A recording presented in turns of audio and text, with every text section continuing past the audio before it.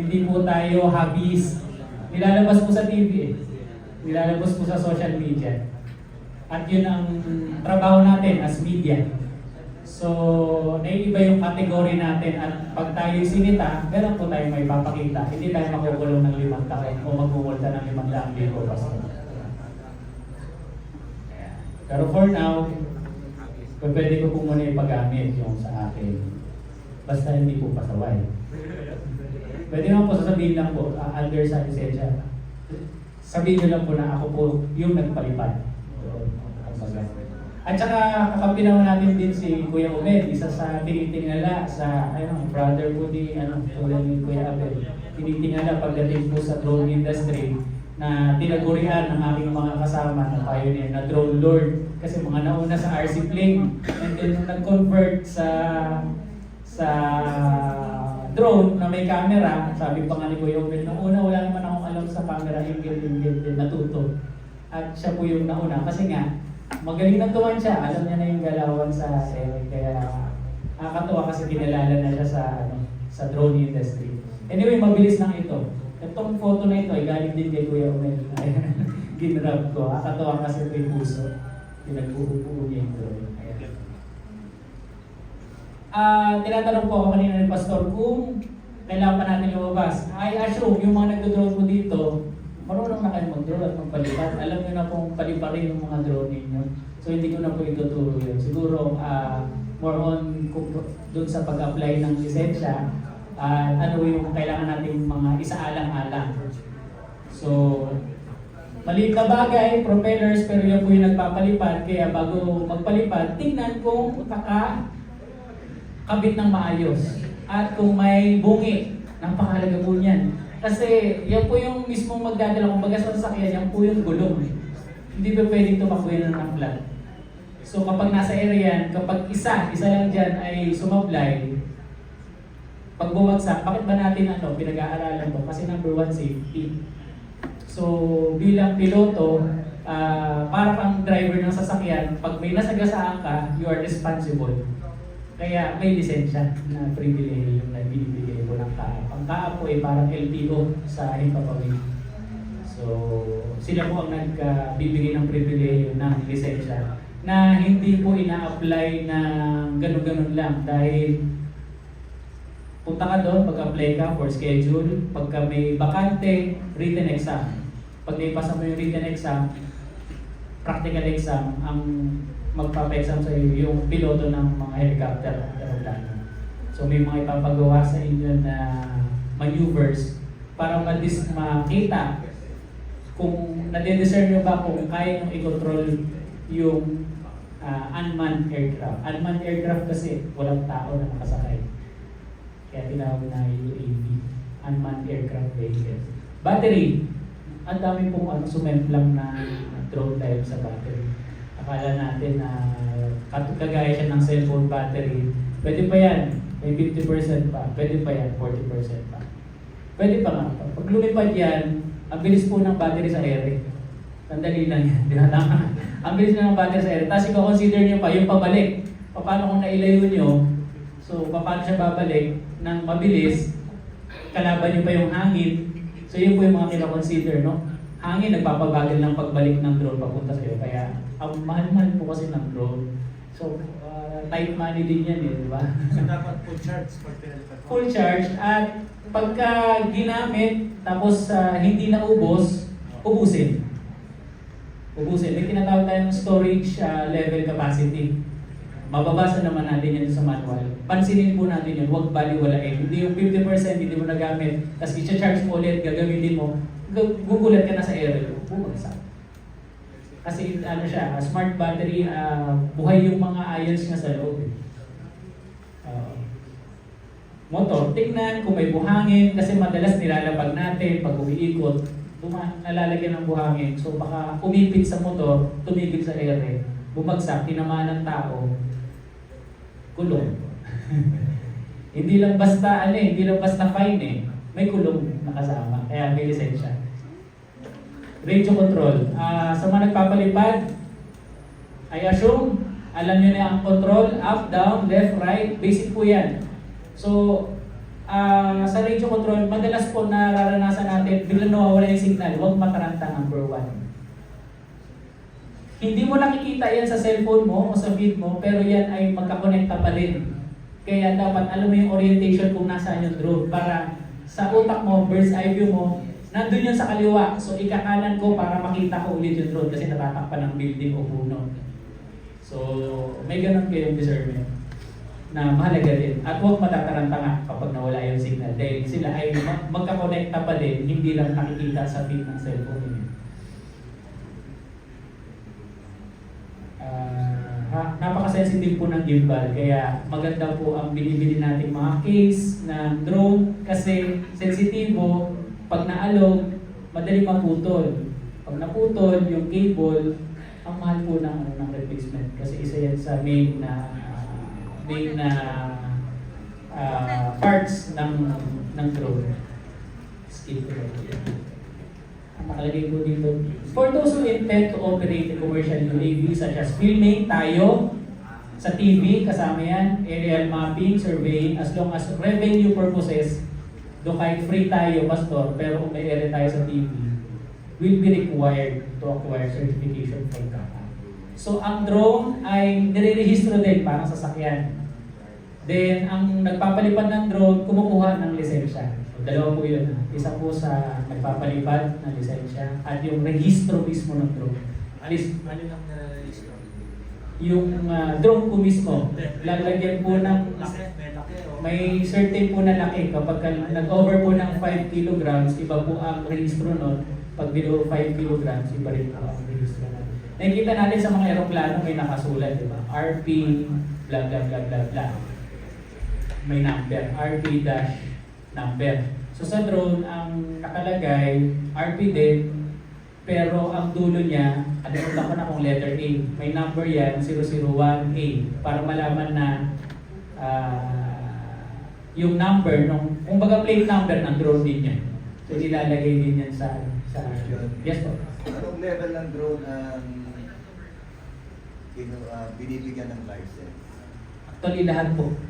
Maski na yung toy? Yung pinakamaliit, below 1 kilogram I think or 2 kilograms, nandun po yun sa CAAP list eh. Hindi na po, nabibigyan na rehistro. At hindi rin require na kumuha ng lisensya. Bakit? Kasi hindi makapaglagay ng matalas na camera sa ganong kagaan na drone eh. So iniisip nung CAAP, nung regulatory, ay hindi naman nila magpapakinabangan sa film o sa TV yan kasi pang-hobby lang, kasi maliit lang, kasi magahan. So kapag bumigat doon, mas bumibigat yung bitbit. So nakakapaglagay ng camera na quality para magamit mo sa material mo. That's the time na kailangan ng lisensya. The following safety risks considered why the CAAP has come up with the regulatory guidelines. Number 1, ito yung mga iniiwasan natin, mid-air collision with manned aircraft. Kasi pag nagpapalipad po tayo, ito po malalaman din ito sa pagkuha ng lisensya, may radyo pa nga po yan. Alam mo kung anong oras ka magpapalipad, saan, at bibigyan ka ng tinatawag, i-email mo yan sa CAAP. Notice to airman, NOTAM kung tawagin. Notice to airman, para malaman mo kung may dadaan na helicopter doon dito sa lipa ng ganong oras, at free ka na magpalipad. Nakikipagkonta ka sa control tower. So hindi po ito laruan na gusto ko magpalipad, okay na, nalilipad ko na. Hindi siya ganon. May communication ka sa control tower kapag ikaw ay magpapalipad ng lalong-lalo na sa Manila. Ang sa Pasay, kaliwat ka na ng helicopter, di mo masabi. So dapat coordinated ka, sa gantong oras, clear ka na lumipad. 9 a.m. huwag ka lalampas doon kasi baka kinoconsider ka by 10:05 may dadaan dyan chopper, babangga ka. Mid-air collision. Ang liit ng drone mo, yung bumangga sa iyo, chopper, daang million. So yung cost, may sunog pa yan, may namatay. So yun yung iniiwasan. Harm to people, damage to property. Tinitingnan din natin kapag lumilipad, nangyari po ito sa Quezon City Circle, may nagpalipad ng drone. Ang dami po kasi ng drone, cell site tower. Saka mga TV and radio sa tower. So since radio frequency ang ginagamit dito, nag-i-emit din ng radio frequency yung mga tower. Nag-aaway yung frequency. So, yung drone, kumbaga nabaliw. Nabalita yun eh, bumagsak, tinamaan yung kotse, basag yung windshield. So, may liable, so, may damage sa property, may kaso ka na. Paano kung tao pa yung nasaktan? So, ito may lang po ito. Ito po yung isa sa main guideline po na pakap.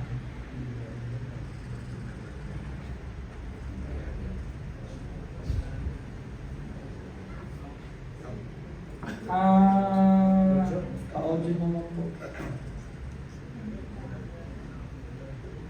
Pinapakita dito, restricted areas of operation. Ayan. Ano-ano ang restricted areas of operation?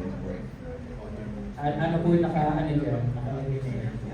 Bawal sa airport, 10 kilometer radius. Ang Pasay NPUC ba ay nasasakop sa 10 kilometer radius ng airport natin sa NAIA? Yes, pasok. Pwede naman po, pero with proper coordination. Kaya kapag nagpapalipad po kami sa Makati, BGC, yun po, naka-coordinate sa control tower po ng airport. At may special permit. Hindi po pwede lumipad na walang permit.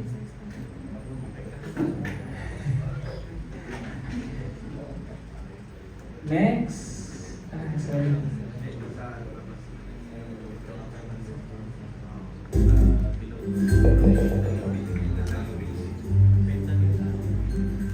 Bawal sa 10 kilometers ng radius ng airport.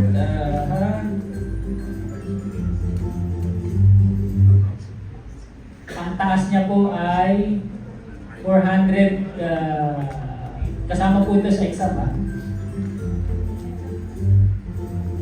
Ang taas lang na pwede po natin gamitin, 400 feet above ground level. Next, kasama to sa ano? Sa exam. Time pressure ng exam, 1 minute per question. Pagka number 10 ka pa lang, tapos tumigil yung exam, ibig sabihin, kuha ka na lang ulit. So dapat makapagpasan ko yun.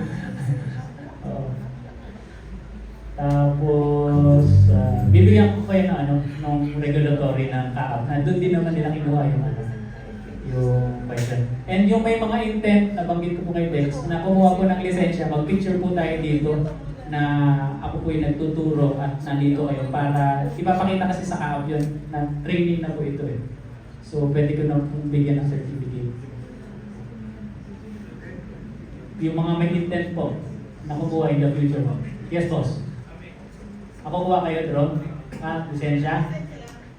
Sige po. Mamaya pagkatapos dito, mag-picture tayo, tapos naka-project dito yung Canada drone. Tanong mo si Pastor. Meron sila niyan. Magkano daw ang drone? Raffle ng drone. Pwede, baka magparapol yun ng drone. Yung pinakamagandang no? Drones. Yung gawa, mamaya, bukas. Pwede.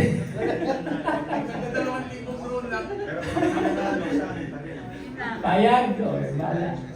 Mananalo. Tatanggap kayo ng wala. Bawal po magpalipad ng drone sa ibabaw po ng tao, populated areas. Bawa may audiences, tapos nagpapalipad ng drone sa ibabaw. Nangyayari lang po yan with special permit. Kung gagawin po yan, meron pong propeller guard. Para kung sakaling bumagsak o bumangga, yung masasaktan, hindi masyadong masasaktan. Kasi may guard, may propeller guard.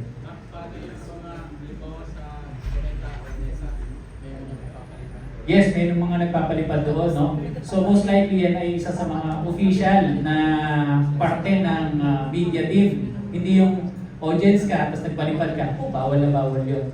So, magpapalipad ka ng ganon sa indoor, yung pa, indoor pa, iba ang signal ng indoor sa outdoor kasi walang GPS yan. So, mas maingat, lalagyan ng propeller guard kasi nasa ibabaw ka ng tao. And coordinate, with permit pa rin. With permit. Ano yung ginagamit sa FIBA? Di ba may parang drone sila? Parang may tablet na nakatali. Zipline. Camera po yun. Yun yung parang dolly sa ibabaw. Oo. Hindi po siya drone. Ginagamit din sa mga basketball. Ginagamit din po namin sa bawa. Sa pelikula,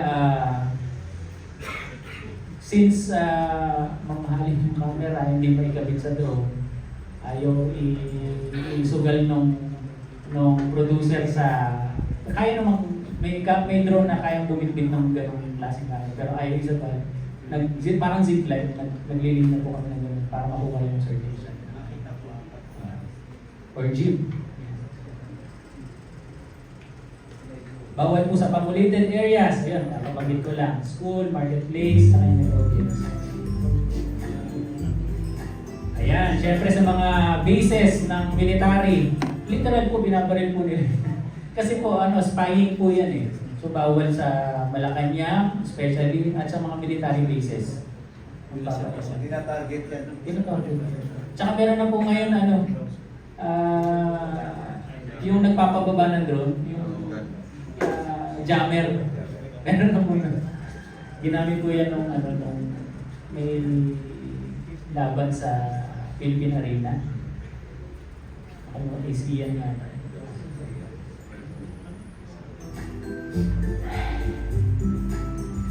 Ano ibig sabihin nito? Persons not associated to the operation. Halimbawa, ako yung nagpapalipad ng drone. Andyan yung drone ko. So kayo na hindi kasama, hindi naman kayo kasama part ng crew or whatsoever na may kinalaman sa mismong pagpapalipad, unless kayo yung co-pilot, kasi may mga drone na dalawa ang piloto, isa sa camera, isa sa nagpapalipad lang mismo. Kung hindi kayo associated doon, at hindi ka rin naman spotter, ang spotter, ang trabaho niya, kailangan may spotter ha. Kasi karanasan ko namin, ilang beses, marami ng drone na sumemplang kasi ang gaganda ng shots naman talaga sa ibabaw. Kikiligin ka eh. Kasi hindi nakikita ng mata sa level natin. Pero pag nasa ibabaw, ang gaganda. Nakakalimutan mo na, ang galaw mo patagilid, may puno, may building. So, bababay. So, yung yung spotter mo, boss, sa kanan, merong building. Konti na lang, malapit na, stop ka na. So, yun yung trabaho nung taga-sulsul mo yung spotter. Kasi ang piloto nakatingin niya lang kadalasan sa cinematography niya. Doon dapat aware ka sa mapa mo, may mapang maliit yan sa mga nagpapalipad, kung ano yung orientation mo, nasaan. Kahit nakatingin ka sa drone mo, alam mo kung nasa likod mo yan, nandito, sa harap o sa kanan, alam mo dapat kung nasaan. At meron kang palatandaan pag lumipad ka na dito sa kulang bubong na to, nandito ako banda para hindi ka maliligaw. Madalas nangyayari yan, naliligaw. Nasaan na ako? Paano ko tayo uuwi? Konti na yung battery ko. Tapos pipindutin yung kill button. Ang tawag namin dyan, kill button, yung return to home. Kasi computer yan. Pagka hindi niya na compute o na-calculate yung taas at merong mga maninibis na kable, dadaanan niya, patay. So ang tao, 30 meters daw away dun sa drone na nag-ooperate na sa drone mismo. Kasama rin to sa exam.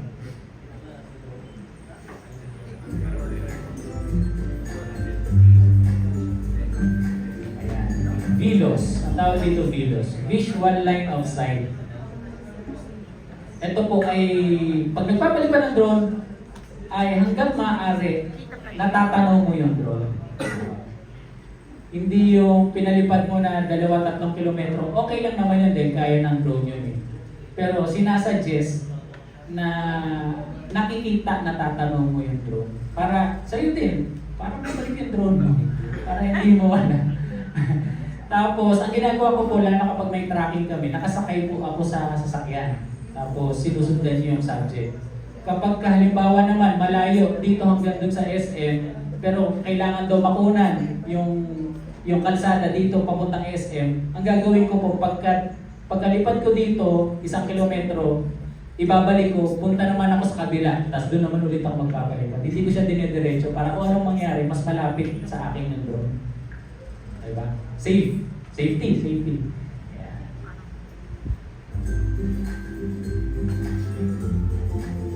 Bawal po magpalipad ng drone sa gabi. Bawal. Kung magpapalipad at kinakailangan at nire-require po ng shot, permit, special permit po ulit. A-apply. Unless, ayan nakalagay, unless authorized by CAAP. Kasama rin po ito sa exam.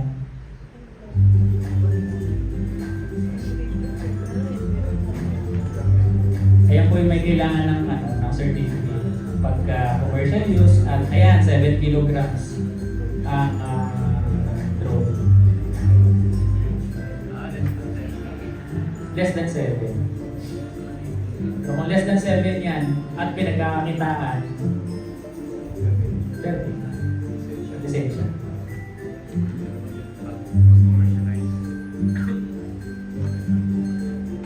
Operator po ang home channel. Magkaiba po ang lisensya ng piloto, magkaiba po ang lisensya ng operator. Parang sa taxi. Driver's license kasi ako yung nagda-drive, pero yung may-ari ng maraming taxi. So, may ganun dapat ang home channel. Pero pwedeng isahan yun para sa lahat. Tapos individual sa mga lisensya ng bawat isa. Hindi po kami sabi. Ito po yung regulation nilang dalawa. DOT, DOTR, tsaka CAAP. So, meron tayong mga shot na from the ground, then i-require na kukunan ang kasunod na shot ay aerial. Tulad mo nito sa Amazing Earth. Regular ko po ito. Ang ginagawa mo dyan? Sa aerial mo. So, pagkatapos niyan, aalis sila lahat yung mga ground crew. Pag sumigaw yung director, oh, drone na! Solo ko na sa lingkong, alis yung lahat. Tapos ako na mag-deliver dito. Dito po kayo sir, dito ko po papalibalin ng yung drone, dito po kayo titingin. Kasi sisigaw siya, Amazing Earth! Mga ganun yung sa bago mag-commercial, mga ganun sila. So, kung ano yung position niya, kasi may iba eh. So, tatanungin niyo sa camera, ano yung setting, ano yung exposure. Kung kailangan gumamit ng filter, may mga filter po tayo. At yun nga po pala, kailangan at least may filter. Kasi kadalasan nagpapalipad tayo ng drone sa init, sa araw. So, para makuha natin yung cinematic, kuno, ang ginagawa ng iba, kinocompensate sa shutter speed. Nakikita niyan sa bubong, nagkakaroon ng linya-linya parang zebra. Zebra line. So, ayaw natin ganun para pro daw tayo. Lagyan natin ng filter, ibaba mo yung shutter speed, itama mo yung ISO para cinematic daw tayo. Okay. Kasi nag-film na tayo eh. Malalaman mo kung baguhan niya nagpapalipad o hindi, dun sa kuha niya. So, continuity ang gusto kong tukuyin dito. So, napakahalaga. Kung ano po yung huling kuha sa ground, yun po ang gusto natin sundan. Then, nakapagbigay ako ng libro natin. So, pakita lang natin yung ilan po sa Kaya lang kay Pastor namin, side and side. Ginaya ka lang ni Dingdo. Ano sa programa?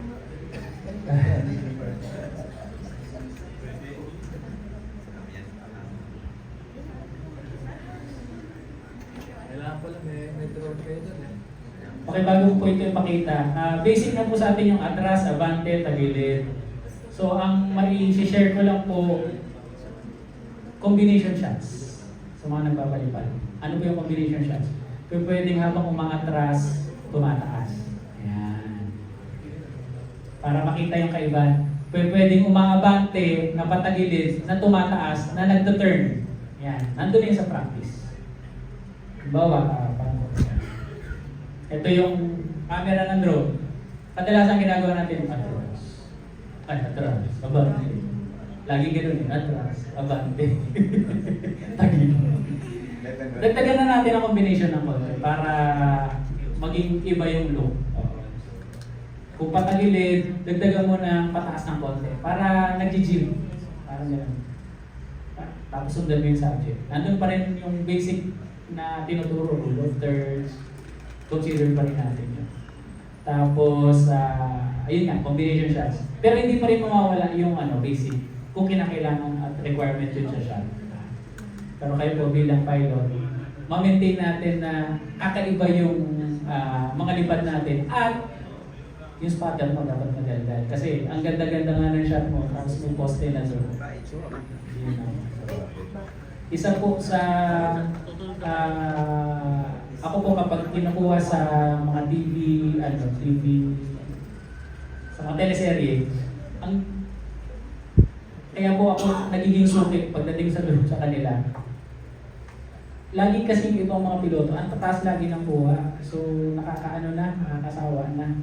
So ang ginagawa ko po, yung pinakamababa na pwede kong makuha na parang camera na itinaas lang. So parang ang ganda tingnan kasi nakakakilit din kasi ang lapit mo sa mga structures, pero dapat mas doble ingat ka kasi nga mas maraming obstacles na nandoon.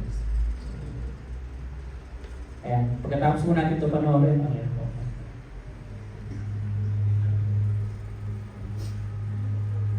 Ito po yung mga compilation shots ko lang po. Last 3 years ago, hindi pa ako nakakagawa. Saan yan? BGC po yun.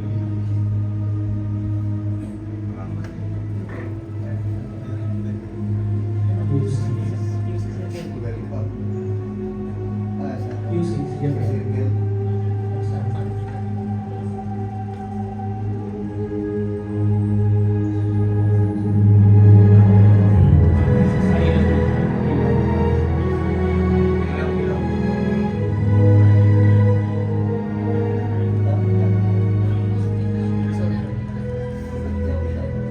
Sa highway yan, Central. Sa Pagudtog po.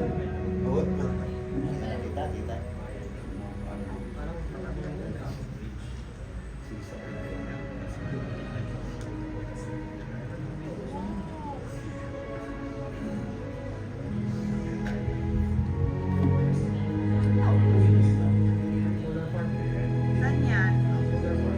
Sa Naipul. Dito Sa Mindanao po. Sa Painabo. Ang Lagayan.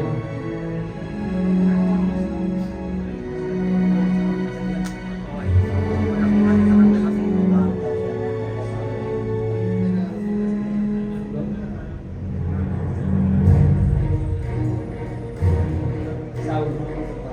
Ayun.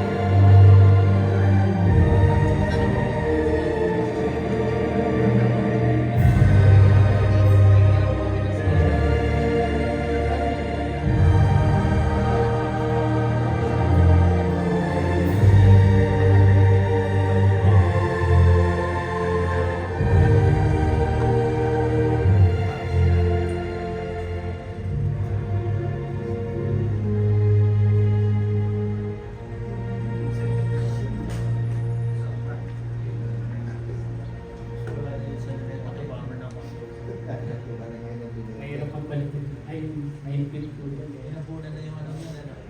Inabunan na Ng yung ilang beses.